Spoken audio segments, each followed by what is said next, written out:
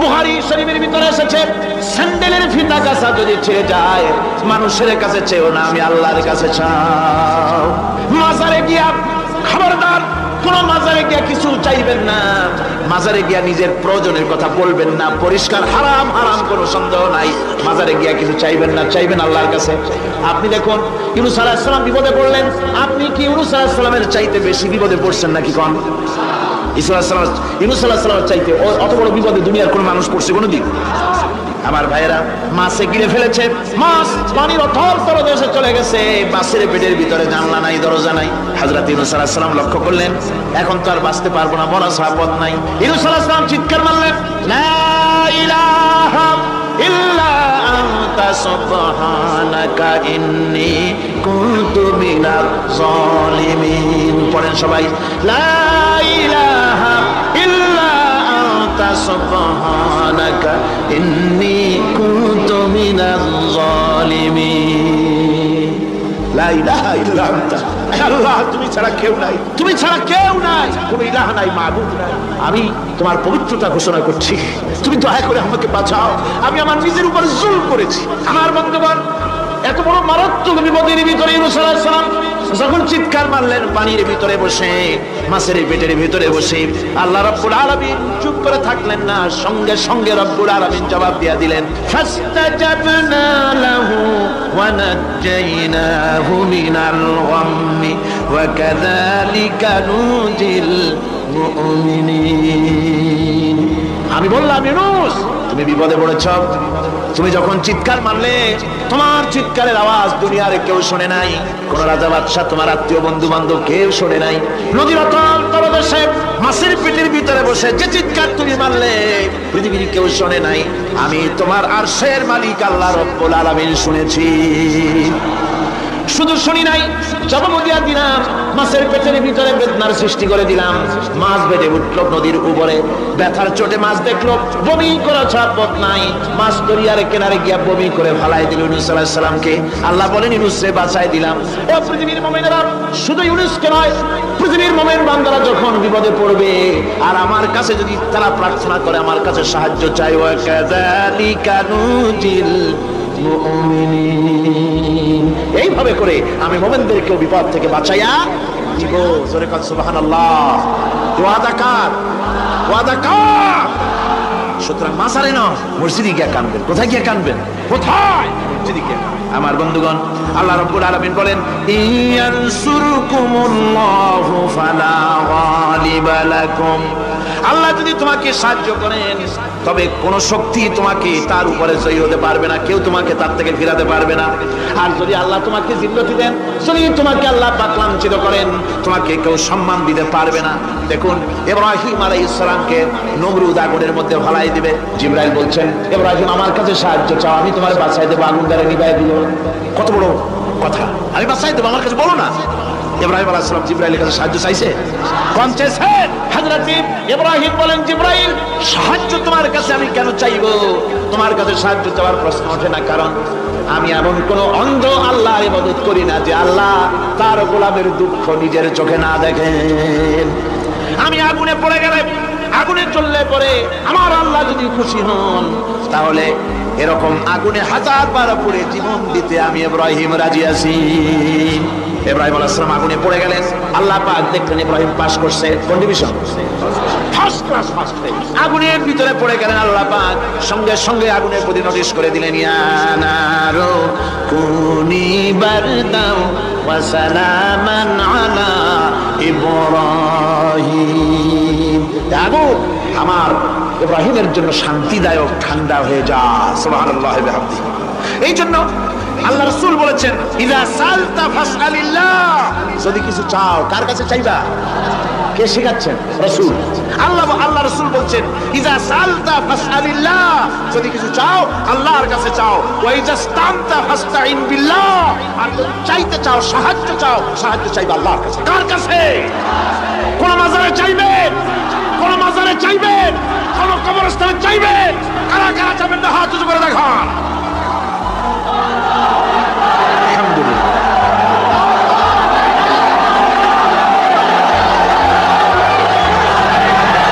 আলহামদুলিল্লাহ। ও ভাই বসেন বসেন, আমি তো দাঁড়াইতে কই নাই, দাঁড়ান কেন? এই তো শেষ করে দিচ্ছি। বিরক্ত হচ্ছেন নাকি? বিরক্ত হচ্ছেন? শেষ হয়ে এলো, একটুখানি জিকির করেন আল্লাহর। আল্লাহ আল্লাহ আল্লাহ আল্লাহ।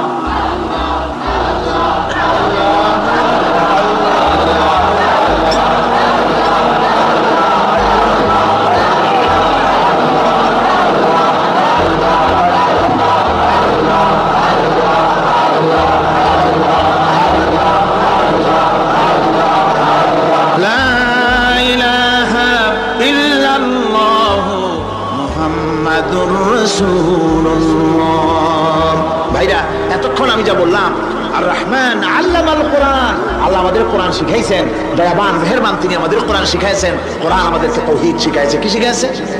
এতক্ষণ তাওহীদের কথা বললাম, এবার শিরকের কথা শুনতে হবে। তাওহীদ বোঝা যাবে না শিরক না জানলে, শিরক বোঝা যাবে না তাওহীদ না জানলে। দিন বোঝা যায় না রাত না বুঝলে, রাত বোঝা যায় না দিন না হলে, টক বোঝা যায় না মিষ্টি না হলে, মিষ্টি বোঝা যায় না টক বা তিতা না হলে। কথা বুঝতে পেরেছেন? একটার বিপরীত আর একটা, এটাকে বুঝতে হবে। সুতরাং শিরক এটা হচ্ছে আন্দাজ আর অনুমানের উপর। শিরকের ভিত্তি আন্দাজ আর অনুমান। শিরকের ভিত্তি কি? এই কথাগুলি আমার না, আমি কার কথা শোনাতেছি? আমি কি কিসসা কাহিনী শোনাচ্ছি? গাঁজাখুরি গল্প? আল্লাহর কথা। আমার আল্লাহ পাক বলছেন, আলা ইন্না লিল্লাহি মান ফিস সামাওয়াতি ওয়া মান ফিল আরদ। জেনে রাখো, আসমানের বাসিন্দা হোক আর জমিনের বাসিন্দা হোক, সব হচ্ছে আল্লাহর মালিকানাধীন। কার মালিকানাধীন? وما يتبع الذين يدعون من دون الله شركاء। যারা আল্লাহকে ছাড়া মন গড়া শরীকদারকে ডাকে, আল্লাহর বাদ দিয়া অন্য শরীকদের যারা ডাকে, তারা এটা ডাকে কিভাবে? ইয়াত্তাবিউনা ইল্লা যান্না ওয়া ইনহুম ইল্লা ইয়াখরুসুন। তারা নিছক আন্দাজ এবং অনুমানের অনুসারী, আর শুধু কল্পনাই করে। সব কল্পনা, কোনো দলিল নাই। মাজারে গিয়া কিছু চাওয়া, এর কি কোনো দলিল আছে? রাসূলুল্লাহ এরকম করেছেন, সাহাবায়ে কেরাম এরকম করেছেন? আগরবাতি দেওয়া, মোমবাতি দেওয়া, চাদর দেওয়া, এগুলো রাসূলুল্লাহ করেছেন না সাহাবায়ে কেরাম করেছেন? এগুলি সব আন্দাজ এবং অনুমানের উপরে করা। শিরক হচ্ছে অন্ধ অনুকরণের পরিণতি। ওই দেখছি মা বাপ করেছে, মুরব্বিরা করেছে, তাই করে। আল্লাহ পাক বলছেন, যদি তাদের জিজ্ঞেস করে সব কাজ করো কেন তারা? রব্বুল আলামিন বলেন, হাউলাই মা ইয়াবুদুনা ইল্লা কামা ইয়াবুদু আবাউহুম মিন ক্বাবল। হে নবী, এরা সেই মিথ্যা খোদাদের ইবাদত করে। কেন করে? প্রশ্ন করা হলে তারা এই জন্যই করে যে তাদের বাপ দাদারই করতে দেখেছে, তাই বাপ দাদাদের অনুসরণ তারা করে, অনুকরণ করে, আন্দাজের উপরে, অনুমানের উপরে। তাদের কাছে কোনো দলিল নাই। এই শিরক থেকে ফিরে থাকার জন্য সূরা লোকমানের মধ্যে দেখুন, হযরতে লোকমান তিনি তার সন্তানকে ডেকে বলছেন, ইয়া বুনাইয়া ইয ক্বালা লুকমানু লিবনিহি ওয়া হুয়া ইয়াইযুহু ইয়া বুনাইয়া লা তুশরিক বিল্লাহ ইন্নাশ শিরকা লাযুলমুন আযীম। ইয়া বুনাইয়া, হে আমার নান্না মুন্না লাডলা, হে আমার কলিজার টুকরা সন্তান, ইয়া বুনাইয়া লা তুশরিক বিল্লাহ, খবরদার আল্লাহর সাথে শরীক স্থাপন করো না। ইন্নাশ শিরকা লাযুলমুন আযীম। শিরক হচ্ছে মস্ত বড় অপরাধ। যারা শিরক করে তারা অপমানিতের শেষ পর্যায়ে চলে যায়, তারা অপমানিত হয়। কিরকম? ওয়ামান ইউশরিক বিল্লাহি ফাকান্নামা খাররা মিনাস সামাই ফাতাখতাফুহু আত-তায়রু আও তাহবি বিহির রিহু ফি মাকানিন সাহিক। আল্লাহর সাথে যারা শিরক করে সে যেন আকাশ থেকে পড়ে গেল। কার কথা এটা? যে ব্যক্তি শিরক করলো সে যেন আকাশ থেকে পড়ে গেল, আর পাখি যেন তাকে মহাশূন্য থেকে ছ মেরে নিয়ে গেল, বাতাস যেন তাকে এক বিরাট প্রান্তর নিয়ে বিন্দু বিন্দু করে ছিন্ন ভিন্ন করে দিল। তার মানে হলো আকাশ থেকে পড়ে যাওয়ার অর্থ হলো তাওহীদের অবস্থান থেকে সরে যাওয়া। পাখিতে ছো মারার অর্থ হলো যখন সে শিরক করে তখন শয়তানের সে ফুটবল হয়ে যায়। শয়তানের কি হয়? শয়তানের ফুটবল হয়ে যায়। বাতাস উড়িয়ে নেওয়ার অর্থ হলো লালসা এবং নফসের প্রবৃত্তির ভিতরে লোকটি নিমজ্জিত হয়ে যায়। সুতরাং অপমান এবং লাঞ্ছনা পাওনা থাকে যারা শিরক করে তাদের জন্য। আল্লাহ শিরকের ব্যাপারে একটা দৃষ্টান্ত দিচ্ছেন। আল্লাহ পাক কোরআন শরীফে অনেক দৃষ্টান্ত দিয়েছেন। দৃষ্টান্ত দিলে লোকেরা বোঝে ভালো, ঠিক কিনা কোন? আল্লাহ পাক দৃষ্টান্ত দিচ্ছেন, ইয়া আইয়ুহান নাসু দুরিবা মাসালুন ফাসতাবিউ লাহু ইন্নাল্লাযীনা তাদউনা মিন দুনিল্লাহি লা ইয়াখলুকু যুবাবান ওয়ালা ইসতামাউ লাহু। আল্লাহ পাক বলেন, হে মানব সকল, আমি আল্লাহ একটা দৃষ্টান্ত দিতেছি, তোমরা শোনো। সুবহানাল্লাহ। আল্লাহ পাক বলছেন, আমি একটা দৃষ্টান্ত দেই, তোমরা শোনো। ফাসতামিউ লাহু, কান পাতা ভালো করে শোনো আমার দৃষ্টান্তটা। আমি আল্লাহর বাদ দিয়ে যারা অন্যদেরকে ডাকে প্রয়োজন পুরাবার জন্য, সন্তান পাওয়ার জন্য, স্বাস্থ্য ভালো হওয়ার জন্য, ঋণ মুক্ত হওয়ার জন্য, ইবাদত করার নিয়ত নিয়ে আমারে বাদ দিয়ে তারা যারা ডাকে, যাদেরকে ডাকা হলো, ওরা তো মাছির মতো একটা প্রাণীও বানাইতে পারে না। ছোট্ট একটা মাছিও বানাইতে পারে? জোরে বলেন, পারে? মাছির মতো প্রাণী বানানো তো দূরের কথা। ওয়াইয়াসলুবহুম যুবাবু শাইআ লা ইস্তানকিযুহু মিনহু যাউফাত তালিব ওয়াল মাতলুব। ওই মাছি যদি তার কাছ থেকে কোনো জিনিস হরণ করে নিয়ে যায়, মাছির কাছ থেকে ওটা ফিরে রাখার ক্ষমতা তার নাই। মূর্তি বানানো হয় 10খানা হাত, 20খানা হাত, 40টা মাথা, সামনে ডাব আছে, চিড়া আছে, কলা আছে, মুড়ি আছে, কত খাবার। মাছিতে সব যদি নিয়ে যায়, কুত্তায় দাঁড়ায় যদি গায়ে পেশাবও করে দেয়, এতগুলো হাত একটা হাত দিয়েও সরাইয়া দিতে পারে না। আল্লাহ পাক বলেন, দাউফাত তালিব ওয়াল মাতলুব। যাদের কাছে ওরা চায়, ওই আশ্রয় প্রার্থী আর আশ্রয়দাতা দুটোই দুর্বল। হাদিস শরীফে এসেছে, একবার এক মুশরিক রাসূল করিম সাল্লাল্লাহু আলাইহি ওয়াসাল্লামের কাছে এসেছেন একটা ভাঙ্গা, ঠ্যাং ভাঙ্গা, কল্লা ভাঙ্গা একটা মূর্তি নিয়ে। হুজুর বলছেন যে তোমার এই মূর্তিটার কল্লা ঠ্যাং ভাঙ্গা কেন? সে ব্যক্তি কইল যে হুজুর, এটা হলো আমার খোদা। বিপদ আপদ থেকে বাঁচার জন্য সবসময় বলে রাখি, না জানি কোন সময় কোন বিপদে পড়ে যাই। পথে চলতে গিয়ে পেশাব আসলো, ভাবলাম খোদারে নিয়ে এই কাম করুন, তার রাস্তার উপরে দাঁড় করায় রাখা, এরপরে আমার কাজ সারলাম। এসে দেখি খোদাটার মাথা থেকে শুরু করে পা পর্যন্ত খালি ভিজা। ভাবলাম খোদার শরীর ভিজা, নিশ্চয়ই কোনো বরকতের পানি হবে। কোলে তুলে নিয়ে চাট আরম্ভ করলাম। চাটতে গিয়ে টের পাইলাম যে গন্ধ লাগে টক টক। আশ্চর্য কথা, বরকতের পানি এরকমের ঝাঁঝালো গন্ধ, নাক ছিঁড়ে যাওয়ার মতো। বিষয়টা কিসের বরকত?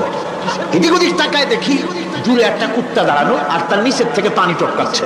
তখন বুঝলাম কি বরকতের পানি। কয় হুজুর, মেজাজটা খারাপ হয়ে গেল। খোদাটা ঠ্যাং না ধরিয়া ঠ্যাং ধরে বললাম, তুই খোদা না হুদা?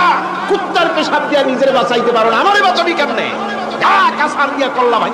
হুজুর জিজ্ঞেস করলেন, আমার কাছে কেন এসেছো? মুশরিক ব্যক্তি বলছি, ইয়া রাসূলুল্লাহ, জীবনের ভুল বুঝতে পেরেছি, আমি এখন তাওহীদের শরবত পান করতে এসেছি।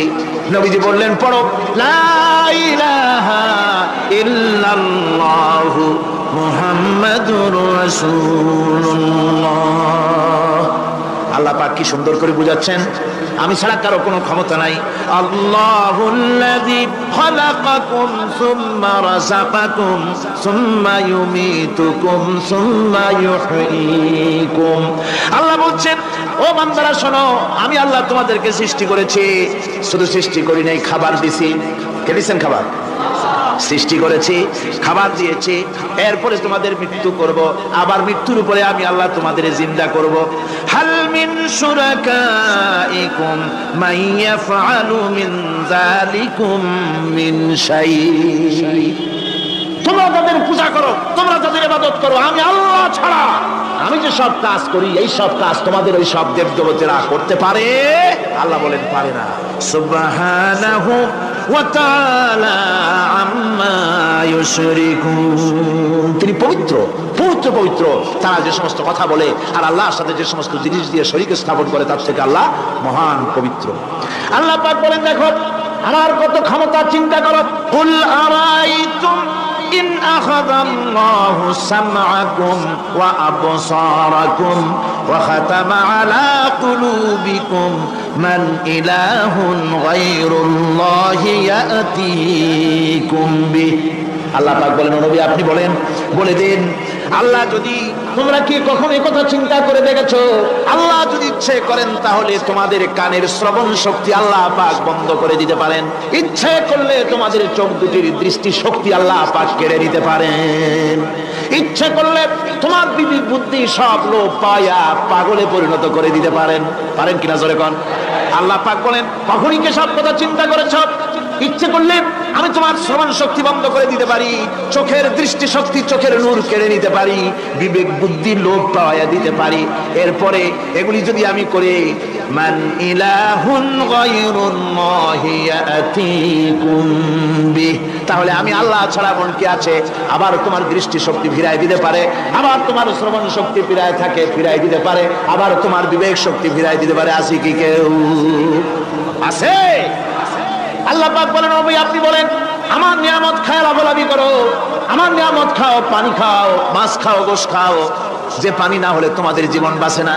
কুল আরাআইতুম ইন আসবাহা মাউকুম গাওরান ফামাইয়াতিকুম বিমাইন মাইন, নবী বলে দিন সমুদ্রের পানি, দরিয়ার পানি, কুয়ার পানি, পাতালের পানি, সমস্ত পানি যদি আমি আল্লাহ শুকায় দেই, তাহলে এমন কোন খোদা তোমার আছে নতুন করে পানির আমদানি করে দিতে পারে? কি সুন্দর করে আল্লাহ বুঝাচ্ছেন, সুবহানাল্লাহ সুবহানাল্লাহ। আল্লাহ পাক আবার বলেন, শোনো বান্দারা, ও নবী আপনি মানুষকে ভালো করে বুঝান।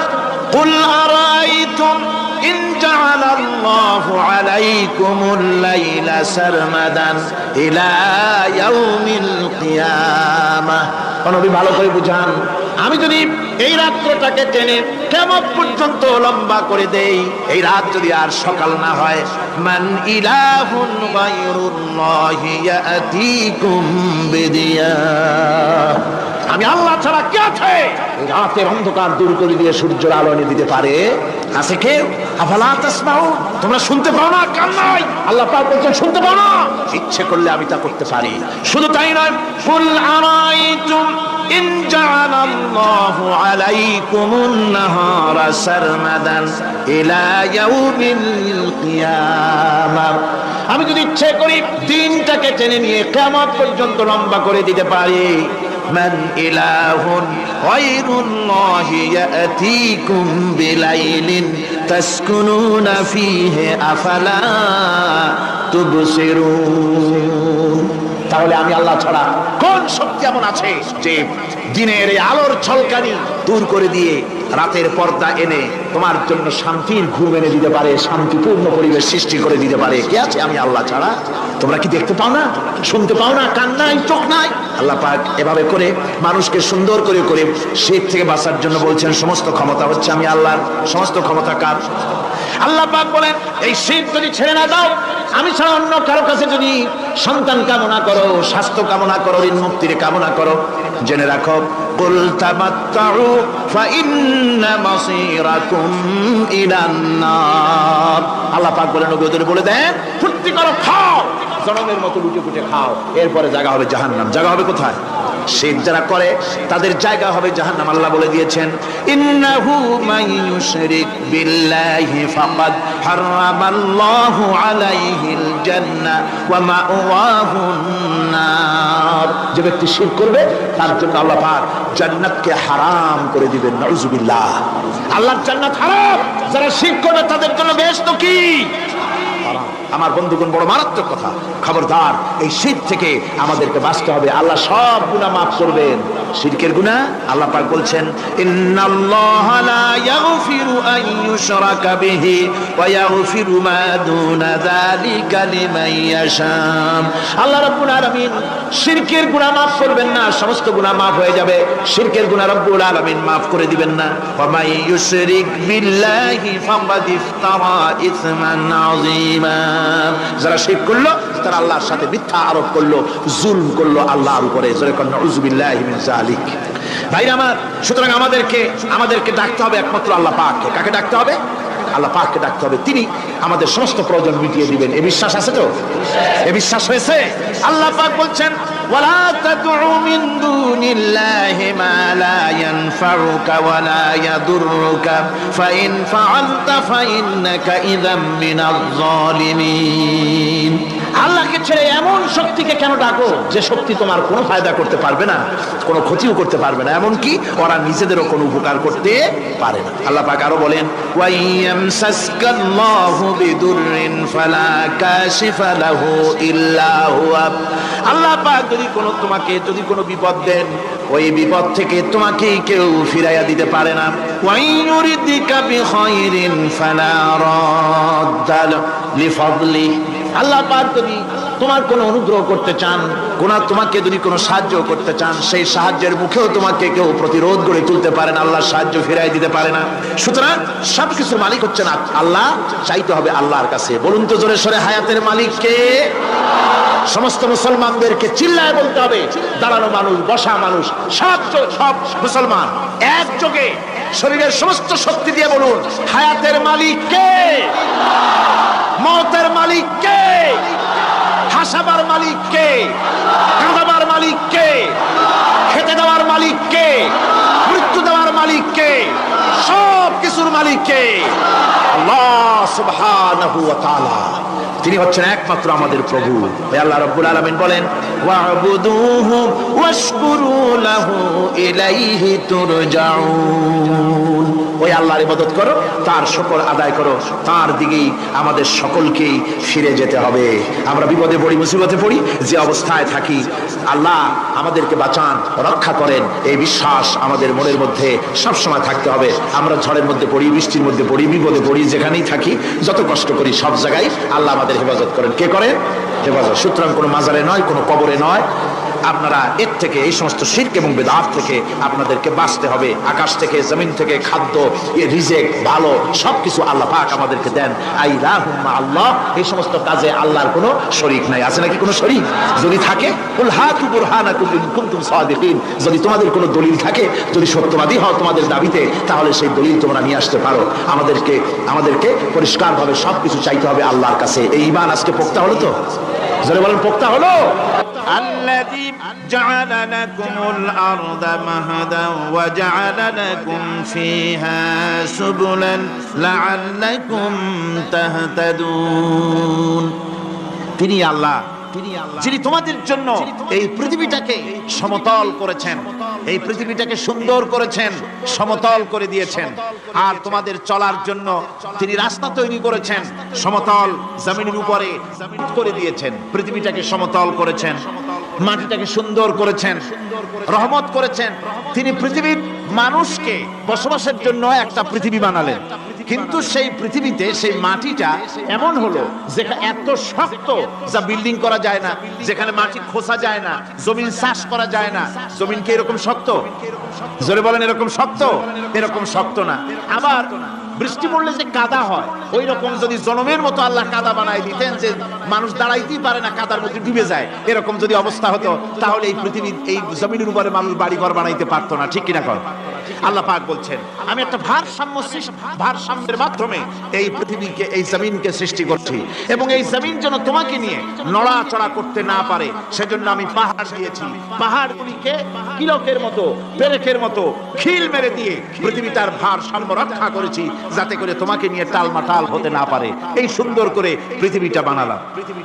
তারপরে وَلَقَدْ مَكَّنَّاكُمْ فِي الْأَرْضِ وَجَعَلْنَا لَكُمْ فِيهَا مَعَائِشَ قَلِيلًا مَا تَشْكُرُونَ। আল্লাহ পাক বলেন, আবার দেখো, এই জমিনে আমি তোমাদেরকে প্রতিষ্ঠিত করেছি, আর জমিনের উপরে তোমরা যাতে রুজি রোজগার করতে পারো সে ব্যবস্থাও আমি করে দিয়েছি। জমিন সৃষ্টি করেছি, আবার রুজি রোজগার করবে সে ব্যবস্থাও আমি তোমাদের জন্য করে দিয়েছি। এই পৃথিবী তুমি চাষাবাদ করবে, তাতে ফসল হবে সে ব্যবস্থা করে দিয়েছি, বাড়ি ঘর বানাবে সে ব্যবস্থা করে দিয়েছি।